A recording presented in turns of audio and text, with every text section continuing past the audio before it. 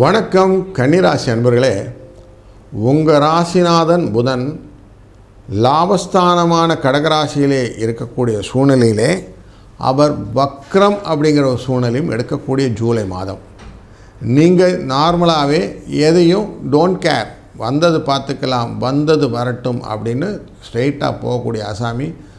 All is well, எல்லாம் நன்மைக்கே அப்படிங்கிறத நல்லா மனதில் புரிந்து கொண்டு அதை அழகாக ஹேண்டில் பண்ணக்கூடிய சூழ்நிலையும் உங்களுக்கு உண்டு. நார்மலாக சொல்லுவாங்க, எதையுமே டேக்ட்ஃபுல்லாக ஹேண்டில் பண்ணக்கூடிய பர்சன் யாருன்னா கன்னிராசி அப்படின்வாங்க.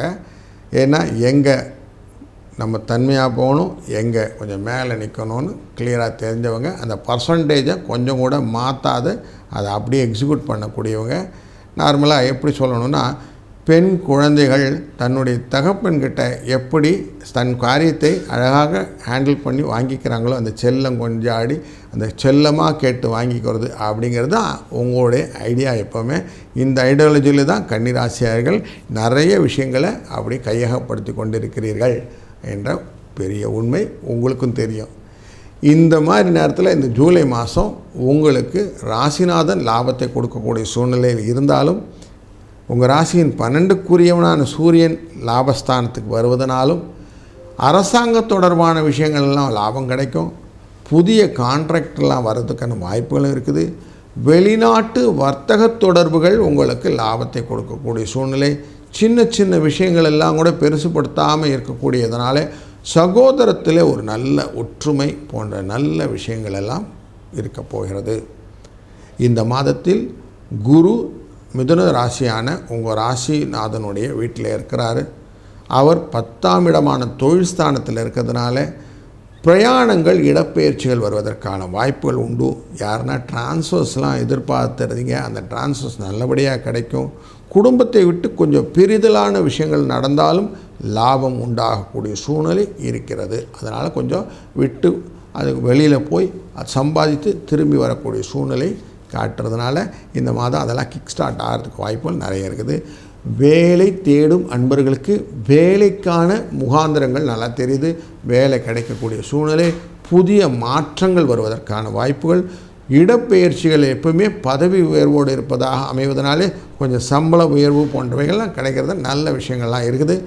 ஆனாலும் உங்கள் ராசியில் இந்த துலா ராசியை பார்க்கக்கூடிய விஷயங்களில் பார்க்கும்போது, இந்த ராசிநாதனானவர் சுக்கிரனானவர் உங்கள் ராசியிலேருந்து பார்க்க 9ஆம் இடத்துல உட்கார்றாரு.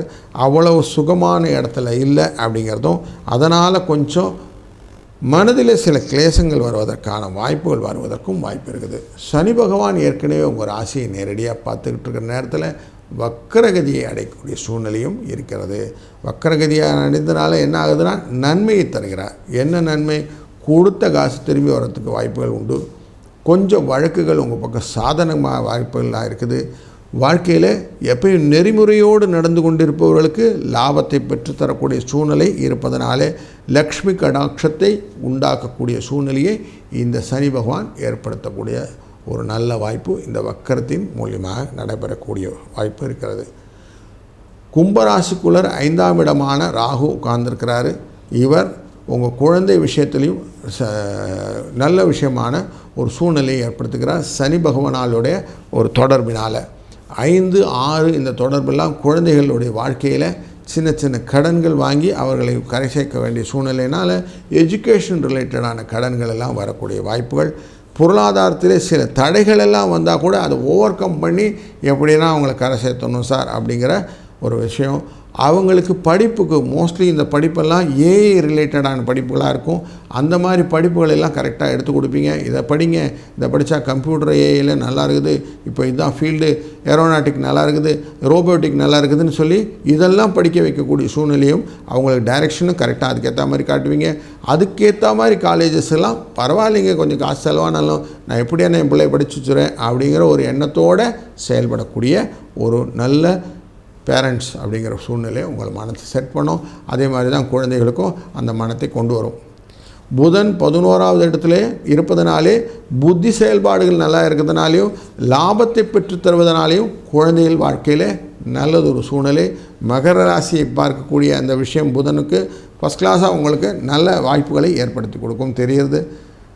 4ஆம் இடமான மாத்ருஸ்தானத்தை வண்டி வாகனஸ்தானத்தை குரு 10ஆம் இடத்துலேருந்து பார்ப்பதனாலே புதிய வண்டி வாகனங்கள் வாங்குவதும், ஏற்கனவே வண்டி வாங்கினீங்க செகண்ட் ஹேண்டுங்க அதை விற்றுட்டீங்க, இப்போ அதை விற்றுட்டு இன்னொன்று வாங்கியிருக்கேங்கன்னு சொல்லக்கூடிய சூழ்நிலையும் காட்டுறது. சிலருக்கு நல்ல ஒரு இடம் இல்லைங்க, நான் இப்போ இடம் வாங்கிட்டேங்க, ஒரு பிளாட் வாங்கியிருக்கேங்க, இனிமேல் கன்ஸ்ட்ரக்ஷன் பண்ணணும் அப்படிங்கிற எண்ணங்கள்லாம் இருக்குது. அதெல்லாம் சக்ஸஸ் ஸ்டோரி வரதுக்கான வாய்ப்புகளை 12ஆம் இடத்தில் இருக்கக்கூடிய செவ்வாயானவர் 3ஆம் இடமான விருச்சிக ராசியை பார்ப்பதனாலே உங்களுக்கு லாபத்தை மேங்கூக்க விடுத்து இந்த கன்ஸ்ட்ரக்ஷன் ரிலேட்டடெல்லாம் டாக்குமெண்ட் கரெக்டாக இருக்கான்னு மட்டும் செக் பண்ணக்கூடிய சூழ்நிலையை வச்சுக்கிட்டிங்கன்னா போதும், உங்களுக்கு நல்லதே நடக்க போகிறது அப்படின்னு தெரிஞ்சு போயிடுச்சு. இதுக்கான சின்ன சின்ன கடன் ஹோம் லோன் போடுறதெல்லாம் நடக்கும். அந்த ஹோம் லோனெல்லாம் பெரிய லெவலில் போடாமல் கரெக்டாக விரலுக்கு தக்கன வைக்கணும்னு சொல்லுவாங்க இல்லையா, அந்த மாதிரி வச்சுக்கிட்டிங்கன்னா சக்ஸஸ். இல்லைன்னா கொஞ்சம் அகலக்கால் வச்சு கடனை திருப்பி கட்ட முடியாத சூழ்நிலையும் வரும்னால இந்த எச்சரிக்கையை மனதில் வச்சுக்கொள்ளுங்க. அதுக்கேற்ற மாதிரி நீங்கள் மூவ் பண்ணுங்கள், கரெக்டாக இருக்கும். கல்யாண விஷயத்துல எல்லாம் கொஞ்சம் தடைகள் இருக்குது, அதனால் கொஞ்சம் பரிகார நிமித்தமாக செய்ய வேண்டிய காரியங்கள் அப்படின்னு சொல்ல விஷயங்கள்லாம் செய்யுங்க. இந்த மாதத்திலே வாராகி நவராத்திரி இருப்பதனாலே வராகி அம்மனை சிவப்பு உடுத்தி செய்யக்கூடிய அந்த பட்டு சோப்பு பட்டு உடுத்தின மாதிரி இருப்பாங்க இல்லையா, அப்படி வச்சுக்கிட்டு நீங்கள் வணங்குங்க. மிளகாய் மாலையை செவ்வாய் வெள்ளி அன்று அவருக்கு கோத்து போடுங்க, கஷ்டங்கள் நீரும். அந்த கஷ்டங்கள் மட்டும் இல்லை, உங்களிடம் இருக்க திருஷ்டின்னு சொல்லுவாங்க இல்லையா, அந்த கண் ஒம்பல்கள் குறையும். இந்த கண் ஒம்பல்கள் குறைஞ்சிச்சினாலே உங்களுக்கு காரியங்கள் தடையில்லாமல் நல்லதாக நடக்கும். அப்படி நல்ல தடங்கள் இல்லாமல் நடக்கும்போது என்ன செய்வீங்க, சூப்பராக இருக்கேன் சார், நல்லது நடக்கும், நல்லதே நடக்கட்டும், வாழ்க வளத்துடன். நண்பர்களே, இதுவரை நாம் ஒரு ராசிக்கும் எப்படிலாம் பலன் இருக்குன்னு பார்த்தோம். இந்த ஜூலை மாதத்தில் மிக முக்கியமாக பார்க்க வேண்டிய சில நிகழ்வுகள் அப்படின்னு பார்த்தோம்னா, முக்கியமாக துர்காஷ்டமி 3ஆம் தேதி, ஜூலை 3ஆம் தேதி இருக்கும். அதே மாதிரி காலாஷ்டமி ஜூலை 18ஆம் தேதி இருக்கும். இது ரெண்டுமே தீராத கஷ்டங்கள் எல்லாம் தீர்ப்பதற்கு துர்கை நமக்கு அருளின விஷயங்களும் பைரவர் நமக்கு கொடுத்த விஷயம் அமைகிறதுனாலே இந்த நாளிலே பைரவரையும் துர்கையும் வழிபடுவது ரொம்ப நல்லது. அதே மாதிரி கஷ்டங்களிலே கடன் சுமை நிறைய இருக்கக்கூடிய சூழ்நிலை நிறைய பேர் பார்க்குறோம். கடன் மட்டும் இல்லை, புரியாத வியாதிகள் சார் எப்படி தெரிவாகும் தெரியலிங்க அப்படின்லாம் யோசிப்போம். இந்த எல்லாத்துக்குமே ஒரே ஒரு தீர்வு என்னன்னாக்கா, 22ஆம் தேதி ஜூலை அன்று ரிண விமோச்சன பிரதோஷம் அப்படின்னு இருக்கும். செவ்வாய்க்கிழமை பிரதோஷம் வர்றது இதனுடைய காரணம். ரிணம் அப்படின்னாக்க இந்த கஷ்டங்கள் நமக்கு எதுலெல்லாம் வரும், மருத்துவ தொடர்பான கஷ்டங்கள் வரும். அதே மாதிரி கடன் சொந்தமான கஷ்டங்கள் வரும், பகைவர்கள் சொந்தமான கஷ்டங்கள் வரும். இந்த மூணுத்தையும் விட்டு வெளியில் வரணும்னா பிரதோஷ காலத்தில் போய் வழிபாடு செய்வது ரொம்ப நல்லது. சிவனை வழிபடுவது, நந்தியம் தேவனை வழிபடுவது, அவருக்கான அந்த அபிஷேக பொருட்களை வாங்கி தருவது, இதெல்லாம் கூடுதலாக நமக்கு இந்த கஷ்டங்களிலிருந்து வெளியில் கொண்டு வந்து விட்டோம். அதே மாதிரி நல்ல அருள் கிடைக்க வேண்டும். குருவின் அருளை போல பெரிய அருள் எதுவுமே இல்லை. அப்படிப்பட்ட குரு தன்னுடைய இடத்தையே தனுஷையே பார்த்துக்கிட்டு இருக்கிற நல்ல ஒரு சூழ்நிலையில் இந்த தனுஷு ராசிக்குள்ளார பூராண நட்சத்திரத்தில் சந்திரன் உள்ள ஒரு இந்த நாள் 10ஆம் தேதி அன்னைக்கு குரு பௌர்ணமியா அப்படின்னு சொல்லுவாங்க. அன்றைய நாளிலே நம்ம குருவிடன் ஆசீர்வாதம் வாங்குவதனாலே பல விதத்திலும் நல்ல பலன் கொண்டு. ஏன்னா குருவின் ஆசீர்வாதம், குரு பார்க்க கோடி புண்ணியம் அப்படின்னு சொல்லுவாங்க. அப்படி நல்ல விஷயங்கள்லாம் நடக்கும். நம்மளில் பல பேருக்கு பூமி, வாகனம், வண்டி, வசதிகள் இதெல்லாம் இல்லையேன்னு ஏக்கம் உண்டு. விவசாயத்தில் நல்ல ஒரு பலன் இல்லையேன்னு விவசாயிகளும் ஏங்குவதுண்டு. இவர்களுக்கெல்லாம் தீர்வு கொடுப்பதற்காக தான் இந்த மாதத்தின் 4ஆம் தேதியிலேருந்து வராகி நவராத்திரி ஆரம்பிச்சிடும். இந்த 9 நாளும் அவரை வழிபடும்போது நமக்கு இந்த பயறு, பச்சை காய்கறியெல்லாம் வைத்து தினமும் சாமியை கும்பிட்டுட்டு அதுக்கப்புறம் செய்யக்கூடிய காரியங்களே நமக்கு வராகியுடைய நமஸ்காரம்னு வச்சுக்கலாம்.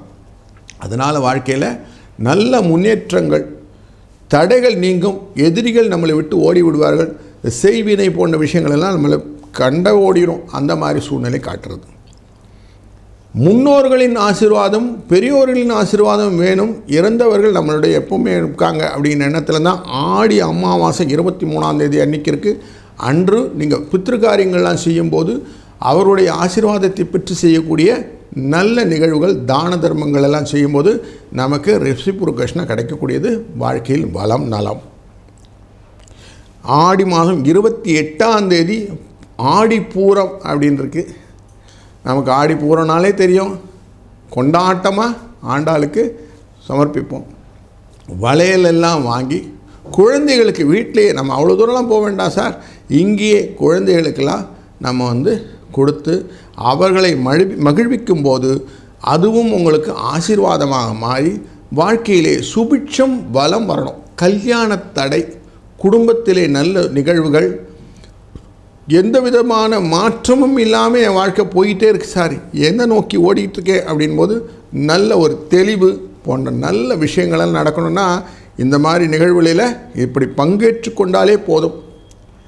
நிறைய பேர் சொல்லுவோம், சார் எனக்கு பாம்பு கிரகத்தினாலே எனக்கு பிரச்சனைங்க அப்படின்னு சொல்லுவாங்க. இந்த மாதத்தில் ஜூலை மாதத்தில் 29ஆம் தேதி நாக பஞ்சமி அப்படின்னு இருக்கும். அன்றைய நாளிலே நாக வழிபாடு செய்வதனாலே இந்த ராகு கேதுவின் தோஷங்களும் நீங்கி நல்ல சுபிட்சத்துடன் வாழ்க்கையிலே வளமும் நலமும் கிடைக்கக்கூடிய ஜூலை மாதம் உங்களுக்கு கிடைத்திருக்கிறது. அருமருந்தாக பயன்படுத்துவோம். வாழ்க வளத்துடன்.